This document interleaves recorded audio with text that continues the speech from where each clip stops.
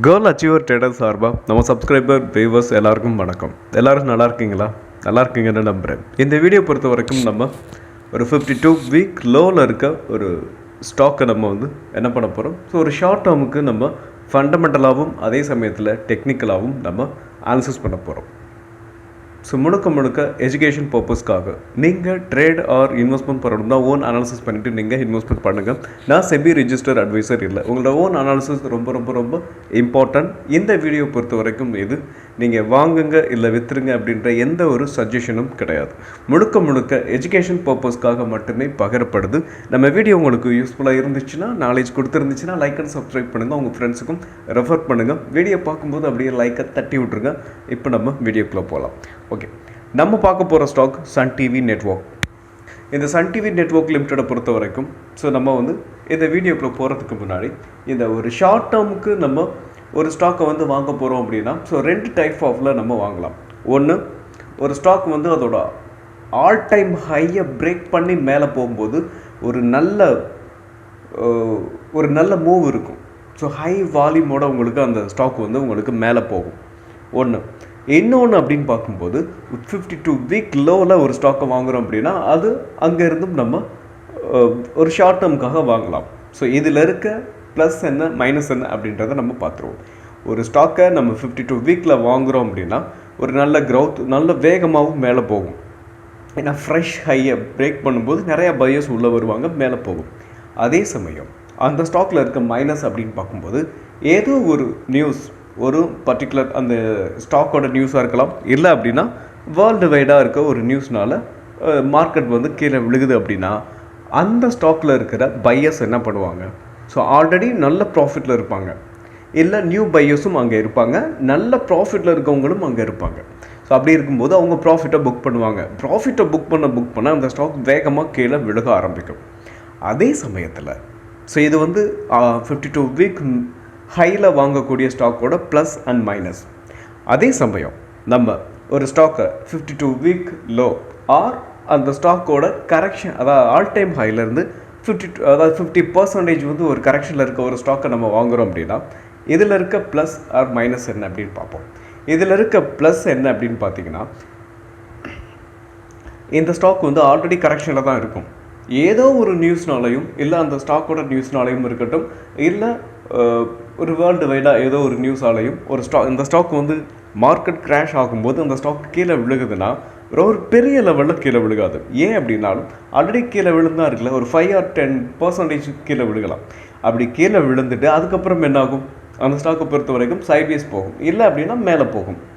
So எது best choice அப்படின்றத நீங்களே, என்னை பொறுத்த வரைக்கும் நான் ஒரு ஷார்ட் டேர்ம் அப்படின்னு பார்க்கும்போது நான் ஓனாக என்னோட பார்வையில் எது கரெக்ட் அப்படின்னு சொல்லுவேன் அப்படின்னா, கரெக்ஷனில் வாங்குறது தான் ஒரு கரெக்டான டெசிஷனாக இருக்கும் அப்படின்னு நான் சொல்லுவேன். ஓகே, இப்போது நம்ம ஃபண்டமெண்டலாக நம்ம இந்த ஸ்டாக்கை பற்றி நம்ம பார்த்துருவோம். ஃபஸ்ட்டு மார்க்கெட் கேபிட்டல் அப்படின்னு பார்க்கும்போது 22,770 கோடி, கரண்ட் ப்ரைஸ் 578. ஓகே, நெக்ஸ்ட் அப்படின்னு பார்க்கும்போது ஸ்டாக்கோட பிஇ பார்க்கணும். இந்த ஸ்டாக்கோட பிஇயை வச்சு பல ஸ்டாக்கு இது அண்டர் வேல்யூடா இல்லையா அப்படின்றத நம்ம ஈஸியாக ஐடென்டிஃபை பண்ணிட முடியும். ஸோ ஒன் ஆஃப் த பேராமீட்டரில் ரொம்ப இம்பார்ட்டண்டான பேராமீட்டரில் இதுக்கும் ஒன்று. ஓகே, அப்படி பார்க்கும்போது ஸ்டாக் பிஇ 13.3 இருக்குது. நெக்ஸ்ட் அப்படின்னு பார்க்கும்போது இதை இண்டஸ்ட்ரி பிஇயோட கம்பேர் பண்ணி தான் இந்த ஸ்டாக்கோட பிஇ ஹை வேல்யூஷனில் இருக்கா இல்லை அண்டர் வேல்யூவில் இருக்கா அப்படின்றது நமக்கு தெரியும். ஓகே, இண்டஸ்ட்ரி பிஇ அப்படின்னு பார்க்கும்போது 21.1 இருக்குது. ஸோ அப்படி பார்க்கும்போது என்ன? ஸோ இந்த ஸ்டாக் பிஇ இந்த மெட்ரிக்கில் பார்க்கும்போது அண்டர் வேல்யூவில் இருக்குது அப்படின்றது நமக்கு தெரியும். நெக்ஸ்ட்டு பார்க்கும்போது ROCE. இந்த ROCE அப்படின்னு பார்க்கும்போது ரிட்டர்ன், அதோட ஃபுல் மீனிங் என்னென்னு பார்த்தீங்கன்னா ரிட்டர்ன் ஆன் கேபிட்டல் எம்ப்ளாய். அதாவது இந்த கம்பெனிக்கு அவங்க இன்வெஸ்ட்மெண்ட் பண்ணியிருப்பாங்களே அதுக்கு அவங்களுக்கு பர் இயருக்கு எவ்வளோ ரிட்டர்ன்ஸை அந்த ஸ்டாக் கொடுக்குது அப்படின்னு பார்க்கும்போது 20.4% இந்த ஸ்டாக்குக்கு கொடுக்குது. ஒரு பொதுவாக இந்த ROCE ROE ஸோ என்ன லெவலில் இருந்தால் ஒரு கம்பெனி உங்களுக்கு ஒரு நல்ல கம்பெனி அப்படின்னு நம்ம ஒரு பேராமீட்டரில் பார்த்தோம் அப்படின்னு பார்த்தீங்கன்னா 15 above ஆர் 15. ஸோ 15க்கு above இருந்துச்சு அப்படின்னா உங்களுக்கு இந்த கம்பெனி வந்து ஒரு வெல் நவுன் கம்பெனி அப்படின்னு ஐடென்டிஃபை பண்ணலாம். அப்படி பார்க்கும்போது இந்த ROCE உங்களுக்கு 20.4 அப்படி இருக்கிறதுனால உங்களுக்கு கரெக்டான ஒரு பேராமீட்டர் தான் அப்படின்னு நம்ம எடுத்துக்கலாம். நெக்ஸ்ட்டு ROE ரொம்ப ரொம்ப இம்பார்ட்டண்டான next parameter. So return on equity. So அதாவது இந்த சன் டிவி மேலே இல்லை ஒரு பர்டிகுலர் ஸ்டாக்கு மேலே இன்வெஸ்டர் அவங்களோட இன்வெஸ்ட்மெண்ட்டுக்கு பர் இயருக்கு எவ்வளோ ரிட்டர்ன்ஸை வந்து கொடுத்துருக்கு அப்படின்றது தான் இந்த ROE உங்களுக்கு சொல்லுது. ஸோ முக்கியமாக பார்க்கும்போது இந்த ROCயும் ROEயும் கிட்டத்தட்ட பேரலராக இருக்கணும். ஸோ அப்படி பார்க்கும்போது இந்த ஸ்டாக் பொறுத்த வரைக்கும் பெரிய டிஃப்ரெண்ட் இல்லை. ஸோ பேரலராக தான் இருக்குது. ஓகே, நம்ம பார்த்த ஃபஸ்ட்டு 3 பேராமீட்டர்ஸ் இந்த ஸ்டாக்கு பொறுத்த வரைக்கும் அண்டர் வேல்யூடு அப்படின்றதும், இன்னொரு விஷயம் இந்த ஸ்டாக் வந்து ஃபண்டமெண்டலாக ஸ்ட்ராங்கான கம்பெனி அப்படின்றதையும் ஐடென்டிஃபை பண்ணியிருக்கு. ஓகே, நெக்ஸ்ட்டு நம்ம என்ன பார்க்கணும்? நெக்ஸ்ட்டுன்னு பார்க்கும்போது book value. So book value அப்படின்னு பார்க்கும்போது 296 இருக்குது. ஸோ இந்த ஸ்டாக்கை பொறுத்த வரைக்கும் 296. ஆனால் அது ட்ரேட் ஆகிட்டு இருக்கிறது பார்த்தீங்கன்னா உங்களுக்கு கரண்ட் ப்ரைஸ் 578. ஸோ பரவாயில்ல. ஸோ கிட்டத்தட்ட உங்களுக்கு 1 மடங்கு அதிகமாக தான் ட்ரேட் ஆகிட்டுருக்கு. 1 மடங்கை விட கொஞ்சம் கம்மின்னு வைங்களேன். நெக்ஸ்ட் இந்த பேராமீட்டரும் ஸோ உங்களுக்கு என்ன இருக்குது? ஸோ அண்டர் வேல்யூடு அப்படின்றத எதுவும் உங்களுக்கு ஐடென்டிஃபை பண்ணுது. நெக்ஸ்ட் அப்படின்னு பார்க்கும்போது ஒரு கம்பெனியை நம்ம ஒரு ஷார்ட் டேர்ம் ஆர் லாங் டேர்முக்கு வாங்குகிறோம் அப்படின்னா ஸோ அதோட டெப்ட் இருக்கா அப்படின்னு நம்ம பார்க்கணும். ஸோ ரொம்ப முக்கியமான ஒரு ratio. So dept to equity almost dept free கம்பெனினே நம்ம சொல்லலாம். ஸோ 0.21 அப்படின்ற அந்த மெட்ரிக்கில் அந்த அளவில் தான் உங்களுக்கு இந்த கம்பெனியை பொறுத்த வரைக்கும் ஆல்மோஸ்ட் டெப்ட் ஃப்ரீ. ஸோ கடனே இல்லாத கம்பெனி அப்படின்னு நம்ம சொல்லலாம். ஓகே, நெக்ஸ்ட் அப்படின்னு பார்த்தோம்னா இந்த கம்பெனியை பொறுத்த வரைக்கும் intrinsic value. So intrinsic value அப்படின்னு பார்க்கும்போது இது 568 கொடுத்துருக்காங்க. பட் இது ட்ரேட் ஆகிட்டு இருக்கிறது உங்களுக்கு இதோட கரண்ட் ப்ரைஸ் அப்படின்னு பார்த்தோம்னா இதே ரேஞ்சில் தான் இருந்துச்சு. ஸோ 578. ஸோ 568 அப்படின்றப்போ ஒரு பெரிய, அதாவது இன்ட்ரின்சிக் வேல்யூ பொறுத்த வரைக்கும் ஒரு பெரிய வித்தியாசம் இல்லை. ஸோ இதுவும் எந்த பேராமீட்டரும் ஸோ இந்த ஸ்டாக்கை பொறுத்த வரைக்கும் ஒரு பெரிய லெவலில் அஃபெக்ட் பண்ணாது, மாடரேட்டாக இருக்குது. ஸோ நெக்ஸ்ட்டு இதை வந்து current ratio. So current ratio அப்படின்னா ஒரு ஸ்டாக், அதாவது ஒரு கம்பெனியோட அவங்களோட ஷார்ட் டேர்ம் பாரோவிங்க, ஸோ அவங்க திருப்பி செலுத்தக்கூடிய சக்தியை உங்களுக்கு தீர்மானிக்கக்கூடிய ஒரு மெட்ரிக் தான் இந்த கரண்ட் ரேஷியோ. இந்த கரண்ட் ரேஷியோ பொறுத்த வரைக்கும் 1க்கு மேலே 1லேருந்து 3 அப்படின்ற அந்த ரேஷியோக்குள்ளே இருக்கணும். ஏன் அந்த 1லேருந்து 3 அப்படின்னு பார்த்தீங்கன்னா, ஸோ இந்த 3 அப்படின்ற அந்த அளவை ஏன் வச்சுருக்காங்கன்னா, ஒரு பிஸ்னஸை வந்து ரன் பண்ணுறாங்க அப்படின்னா அவங்கக்கிட்ட ஒரு ஃபண்டு வந்து அளவுக்கு அதிகமாக அவங்க சும்மாவே வச்சுருந்தாங்கன்னா அந்த ஃபண்டு வந்து ஒரு பிஸ்னஸை பொறுத்த வரைக்கும் அது வந்து அதுலேருந்து எந்த இன்கமும் ஜென்ரேட் பண்ணாமல் அப்படியே கிடக்கும். ஸோ அதனால தான் ஸோ இந்த 3க்கு மேலே அப்படின்றப்போ ஒரு கம்பெனி வந்து அந்த அவங்களோட அபரிதமான பணத்தை ஏதாவது கம்பெனிக்கு யூஸ்ஃபுல்லாக அவங்க வந்து என்ன பண்ணிடணும், இன்வெஸ்ட்மெண்ட் பண்ணியிருக்கணும். ஸோ அப்படி பண்ணாமல் சும்மா வச்சுருந்தாங்கன்னா அந்த கம்பெனியும் பெரிய லெவலில் வளராது. ஸோ இந்த ரேஷியோவை வந்து உங்கள் கரண்ட் ரேஷியோ உங்களுக்கு ஐடென்டிஃபை பண்ணும். ஸோ 1க்கு கீழே இருந்தால் அவங்களோட கடனை செலுத்த முடியாமல் போயிடும். அதே மாதிரி 3க்கு மேலே இருந்தால் அவங்களோட பணம் சும்மாவே இருக்கும். ஸோ இந்த ரேஷியோ பொறுத்த வரைக்கும் 2.38 அப்படின்ற அந்த ரேஞ்சில் இருக்குது. ஸோ இது வந்து ஒரு கரெக்டான ஒரு ரேஞ்ச் தான். நெக்ஸ்ட் அப்படின்னு பார்த்தோம்னா quick ratio. So quick ratio பொறுத்த வரைக்கும் 2.38. இது வந்து 1லேருந்து 3க்கு மேலே எவ்வளோ வேணாலும் இருக்கலாம். ஸோ இந்த குயிக் ரேஷியோ பொறுத்த வரைக்கும் உங்களுக்கு 2.38 அப்படின்ற அந்த ரேஷியோவில் இருக்குது. ஓகே, நெக்ஸ்ட் நம்ம முக்கியமான ஏதாவது பெக் ரேஷியோ பார்க்கணும். ஸோ இந்த ஸ்டாக்கை பொறுத்த வரைக்கும் பெக் ரேஷியோ 3.47 இருக்குது. ஸோ இந்த ஒரே ஒரு மெட்ரிக் மட்டும், அதாவது இந்த ரேஷியோ, அதாவது இது மட்டும்தான் உங்களுக்கு என்ன ஆகுது, இந்த பேராமீட்டர், அந்த பெக் ரேஷியோ அப்படின்ற அந்த பேராமீட்டர் மட்டும் அதிகமாக இருக்குது. அதாவது 3க்குள்ளே இருக்கணும். ஸோ 1க்குள்ளே இருந்தால் அண்டர் வேல்யூன்னு அர்த்தம். 3க்குள்ளே இருந்துச்சு அப்படின்னா உங்களுக்கு இது வந்து உங்களுக்கு பரவாயில்ல, நார்மலாக இருக்குது அப்படின்னு சொல்லலாம். 3க்கு மேலே இருக்கும்போது ஸோ உங்களுக்கு இதை வந்து இந்த பெக் ரேஷியோ பொறுத்த வரைக்கும் ஓவர் வேலிட் அப்படின்னு சொல்லுவாங்க. ஸோ இந்த ஸ்டாக்கை பொறுத்த வரைக்கும் இந்த பெக் ரேஷியோ மட்டுமே என்ன உங்களுக்கு தெரியுதுன்னு பார்த்தீங்கன்னா உங்களுக்கு ஓவர் வேலிட் அப்படின்ற இந்த ஒரு விஷயத்தை இந்த பேராமீட்டர் மட்டும் உங்களுக்கு சொல்லுது. பட் இதுக்கான கரெக்டான ரீசன் அப்படின்றது எனக்கு கரெக்டாக தெரியல. ஸோ இந்த பெக் ரேஷியோ மட்டும் இந்த ஸ்டாக்கை பொறுத்த வரைக்கும் உங்களுக்கு மைனஸாக இருக்குது. மற்ற எல்லாமே இந்த ஸ்டாக்கை பொறுத்த வரைக்கும் உங்களுக்கு ஒரு சூப்பரான ஒரு ஃபண்டமெண்டலி வெரி ஸ்ட்ராங்கான கம்பெனி அப்படின்றத இது வந்து ஐடென்டிஃபை பண்ணுது. நெக்ஸ்ட் ஒரு முக்கியமான ஒரு விஷயத்தை நம்ம பார்க்கணும். ஸோ வால்யூம் பொறுத்த வரைக்கும் கிட்டத்தட்ட இந்த ஸ்டாக் வந்து ஒரு நல்ல அண்டர் வேல்யூ, அதாவது நல்ல ஃபேர் ப்ரைஸில் தான் உங்களுக்கு ட்ரேட் ஆகிட்டுருக்கு. அதாவது அதோட ஆல் டைம் ஹைலேருந்து கிட்டத்தட்ட பார்த்தீங்கன்னா 52 வீக் லோவில் 50% கீழே தான் உங்களுக்கு இப்போ ட்ரேட் ஆகிட்டுருக்கு. ஸோ இவங்களோட வால்யூம் பார்த்தீங்கன்னா உங்களுக்கு அதாவது லாஸ்ட்டாக இப்போ கரண்ட்டாக வால்யூம் பார்த்தீங்கன்னா 32,35,085. ஸோ இதுதான் உங்களுக்கு இப்போதைக்கு ட்ரேட் ஆகிட்டுருக்குது. இது ஆவரேஜ் வால்யூம் 1 மந்தோட வால்யூம் பார்த்தீங்கன்னா 10,92,197. ஸோ இந்த வால்யூமை விட இப்போ 3 மடங்கு அதிகமாக உங்களுக்கு ட்ரேட் ஆகிட்டுருக்கு. ஸோ அப்படி பார்க்கும்போது இந்த ஸ்டாக்கோட ப்ரைஸ் வந்து கண்டிப்பாக மேலே போயிருக்கணும். ஸோ அதோட கரண்ட் ப்ரைஸிலேருந்து ஒரு நல்ல ஜம்பை கொடுத்துருக்கணும், கண்டிப்பாக கொடுத்துருக்கும். நம்ம அதை டெக்னிக்கலாக நம்ம அனாலிசிஸ் பண்ணும்போது நம்ம அதை பார்த்துருவோம். ஓகே, நெக்ஸ்ட் அப்படின்னு பார்க்கும்போது ஒரு ஸ்டாக்கை நம்ம ஃபுல்லாகவே ஃபண்டமெண்டலாக பார்த்துட்டோம். ஓகே, இது பார்த்தாச்சு. ஓகே, நம்ம நெக்ஸ்ட்டு பேராமீட்டர்ஸ் என்ன பார்க்கணும் அப்படின்னு பார்த்தீங்கன்னா ஒரு ஸ்டாக்கோட ப்ராஃபிட் அண்ட் லாஸ் அக்கௌண்ட்டை பார்க்கணும். நெக்ஸ்ட்டு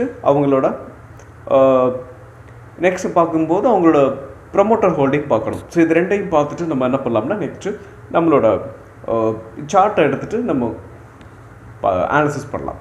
ஓகே, ப்ராஃபிட் லாஸ் அப்படின்னு பார்க்கும்போது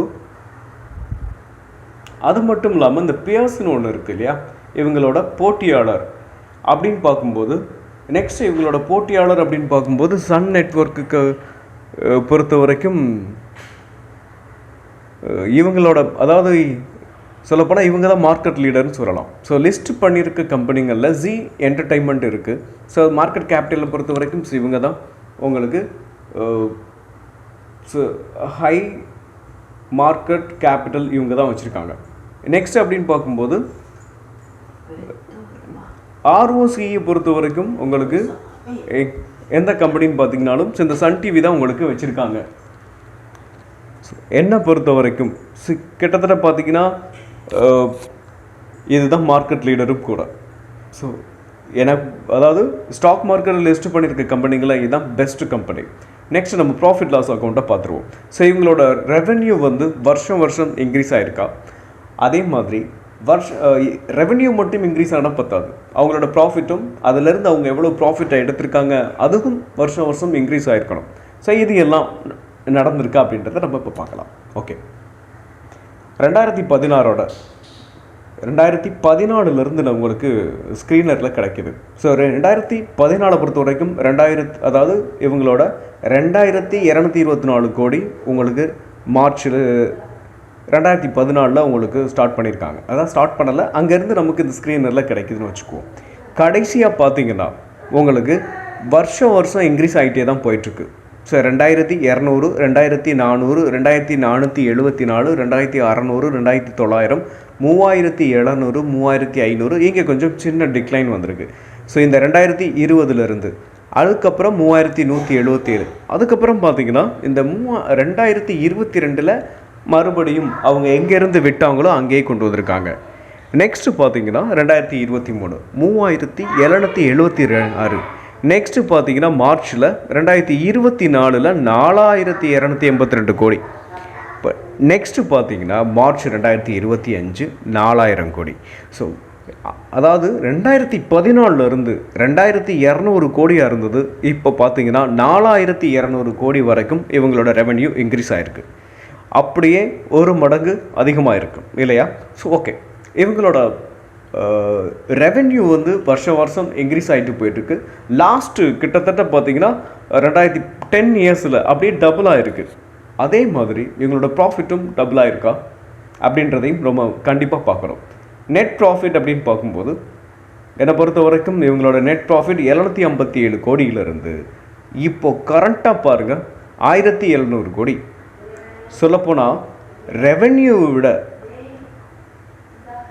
1700. ஆமாம், ரெவென்யூ பார்த்தீங்கன்னா டபுளாக தான் ஆயிருக்கு. ஆனால் நெட் ப்ராஃபிட் பார்த்தீங்கன்னா அதை விட அதிகமாகவே ஆயிருக்கு.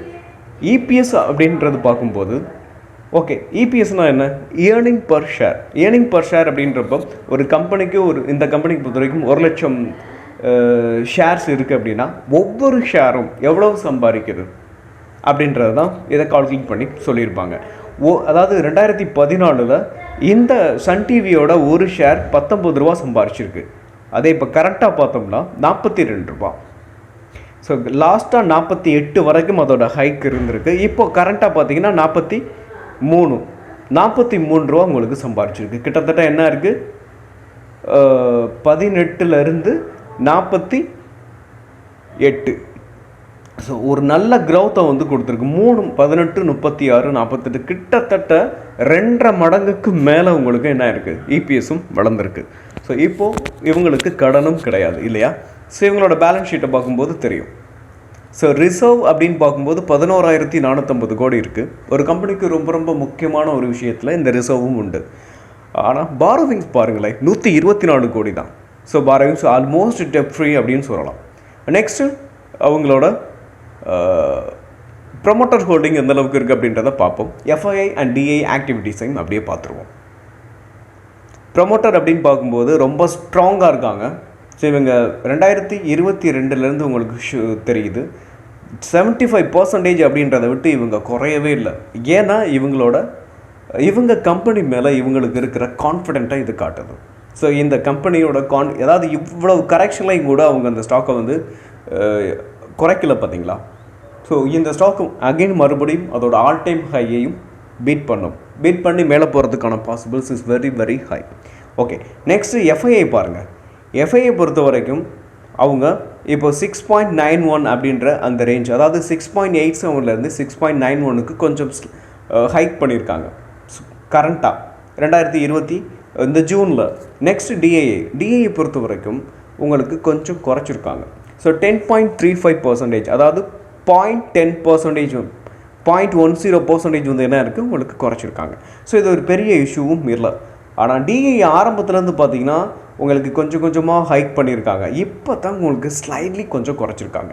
ஓகே, இந்த ஸ்டாக்கை பொறுத்த வரைக்கும் ஸோ நெக்ஸ்ட்டு இவங்களோட பேராமீட்டர்ஸ் பொறுத்த வரைக்கும் ஃபண்டமெண்டலாக ரொம்ப ஸ்ட்ராங்கான கம்பெனி. அதே சமயத்தில் இவங்களோட ரெவென்யூவாக இருக்கட்டும், இல்லை ப்ராஃபிட்டாக இருக்கட்டும், இபிஎஸ்ஸாக இருக்கட்டும், ப்ரமோட்டர் ஹோல்டிங்காக இருக்கட்டும், எல்லாமே இந்த ஸ்டாக்கை பொறுத்த வரைக்கும் ப்ளஸ்ஸாக தான் இருக்குது. ஓகே, இந்த ஸ்டாக்கை பொறுத்த வரைக்கும் நம்ம ஃபண்டமெண்டலாக வெரி ஸ்ட்ராங்கான கம்பெனி. அதே சமயத்தில் இவங்களோட பேலன்ஸ் ஷீட்லாம் ரொம்ப பேலன்ஸ்டாக இருக்குது, டெப்டே இல்லாத கம்பெனி. ஓகே, நெக்ஸ்ட் நம்ம இந்த கம்பெனியோட டெக்னிக்கலாக நம்ம இப்போ அனலைசிஸ் பண்ணிடுவோம். ஓகே, நம்ம இப்போது சன் டிவியோட டெக்னிக்கலாக நம்ம இப்படி அனலைசிஸ் பண்ணிடலாம். ஸோ எப்படி நம்ம அனலைசிஸ் பண்ணணும் அப்படின்னு பார்க்கும்போது, ஸோ இப்போது இந்த ஸ்டாக்கை பொறுத்த வரைக்கும் உங்களுக்கு ஸோ இந்த ட்ரெண்ட் லைன் இருக்குது பார்த்தீங்களா? ஸோ இதுதான் ப்ரைமரி ட்ரெண்டுன்னு சொல்லுவோம். ஸோ இந்த ட்ரெண்டில் தான் இதுக்கு முன்னாடி அதாவது கிட்டத்தட்ட ஒரு 3-4 டைம்ஸ் என்னென்ன இருக்குது உங்களுக்கு இந்த ட்ரெண்ட் லைனில் சப்போர்ட் எடுத்திருக்கு. ஸோ இந்த ப்ரைமரி ட்ரெண்டில் உங்களுக்கு அது எத்தனை டைம்ஸ் வந்து அப்படின்னு பார்க்கும்போது இங்கே பாருங்கள், ஃபஸ்ட்டு இங்கேருந்து மேலே போயிட்டு அகெயின் வந்திருக்கு. பட் நெக்ஸ்ட்டு சைட்வேஸை முடிச்சுட்டு இங்கே வந்து சப்போர்ட் எடுத்துகிட்டு ஒரு சூப்பரான ரேலியை போஸ்ட் பண்ணியிருக்கோம். மந்த்லி சார்ட் எடுத்திருக்கேன், அதனால் உங்களுக்கு பார்க்கும்போது ரொம்ப கம்மியான ஹைட்டாக தெரியும். ஸோ இந்த 1000 அப்படின்ற அந்த ப்ரைஸில் இருந்து இங்கேருந்து ஃபுல்லாக டவுன் ஆனதாங்க. அதுக்கப்புறம் இந்த 255 அப்படின்ற 275 அந்த ரேஞ்சு வந்து அகைன் மறுபடியும் இங்கேருந்து புல்பேக் ஆனது. கொஞ்சம் கொஞ்சமாக ரெக்கவர் ஆகி மறுபடியும் இந்த ட்ரெண்ட் லைன்லேயே வந்து சப்போர்ட் எடுத்துகிட்டு அகைன் மேலே போயிட்டு மறுபடியும் ஒரு கரெக்ஷன். ஸோ இப்போது கரண்ட்டாக இந்த கரெக்ஷன்லேருந்து என்ன ஆகுது, இந்த ஸ்டாக் பொறுத்த வரைக்கும் ரெக்கவர் கொடுக்குது. ஸோ இந்த ஜோன் தான் நம்ம முன்னாடி பார்த்தது. இப்போ என்ன இருக்குது அப்படின்னு பார்த்தீங்கன்னா, ஸோ இங்கே வந்து சப்போர்ட் எடுத்துகிட்டு மேலே ஒரு புல் பேக் கொடுத்துட்டு அகைன் இது ரீடெஸ்ட். இங்கே ரீடெஸ்ட் எடுத்துருக்கு பாருங்கள், இந்த ட்ரெண்ட் லைனை வந்து இது ஹிட் பண்ணலை. ஸோ இங்கே இன்னொரு வகையில் பார்க்கும்போது இது வந்து லோ, ஸோ இது high. So next low higher low. So low higher low formation உங்களுக்கு என்ன இருக்குது, க்ரியேட்டாக இருக்குது. ஸோ இங்கேருந்து இந்த ஸ்டாக் வந்து ஒரு நல்ல ஸ்பைக்கும் இப்போது ரீசெண்டாக கொடுத்துருக்கு. ஸோ இதை வந்து நம்ம டெய்லியில் கன்வெர்ட் பண்ணிவிட்டு பார்க்கும்போது நமக்கு தெரியும். ஓகே, இந்த ஸ்டாக்கை பொறுத்த வரைக்கும் ஒரு ஷார்ட் டேர்ம் அப்படின்னு பார்க்கும்போது நம்ம நெக்ஸ்ட்டு வந்து இது வந்து எது வரைக்கும் போகலாம் அப்படின்னா இந்த ட்ரெண்ட் லைனை பார்த்தீங்கன்னா தெரியும். இதுதான் இந்த ஷார்ட் டேர்மோட டார்கெட்டாக நம்ம வச்சுக்கலாம்.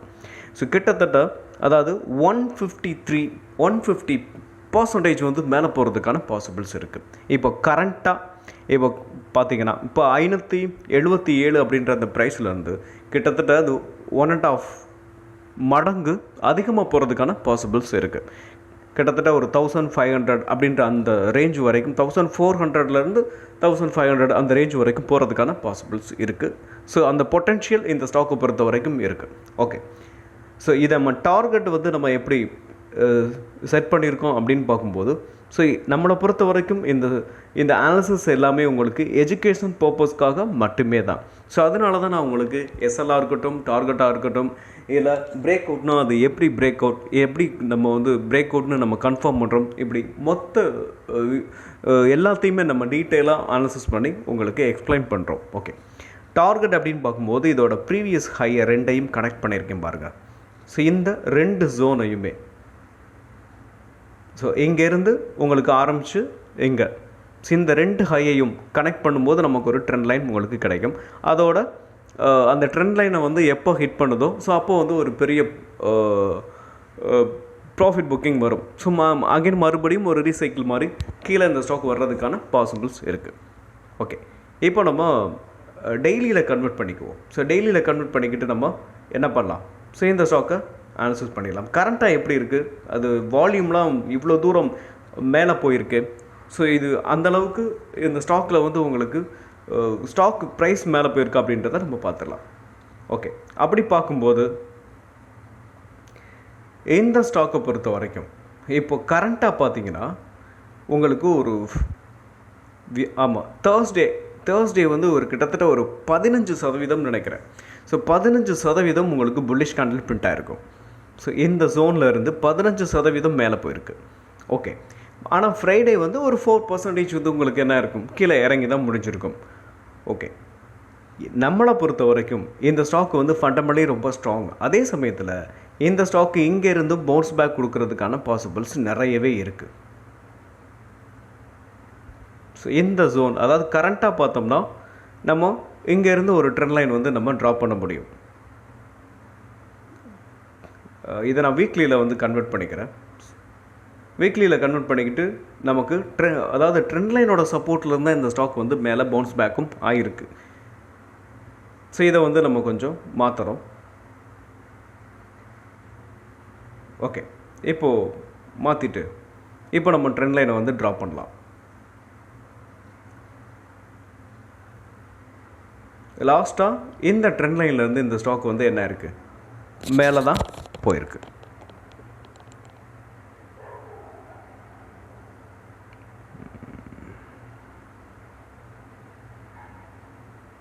ஓகே,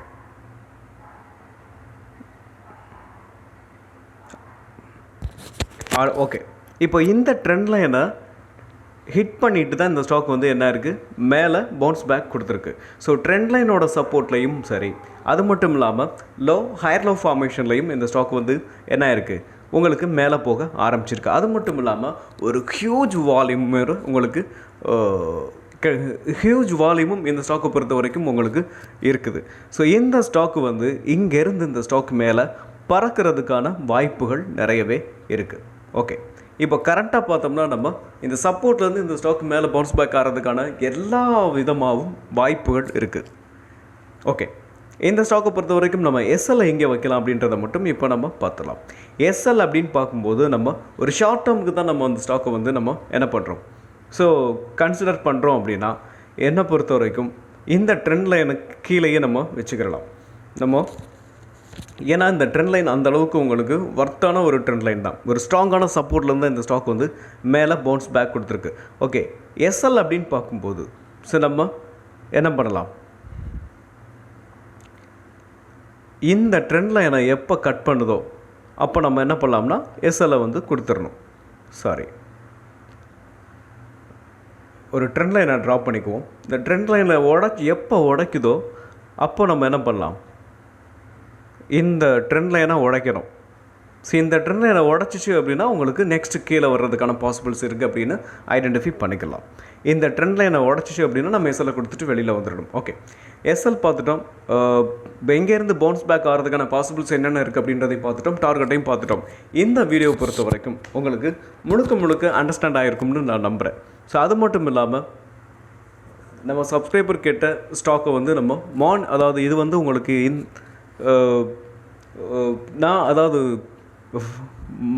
ஓகே, நம்ம நெக்ஸ்ட் வீடியோவில் நம்ம அதை பற்றி பேசுவோம். மீண்டும் ஒரு நல்ல வீடியோவில் உங்களை சந்திக்கிறேன். அதுவரை நன்றியும் அன்பும்.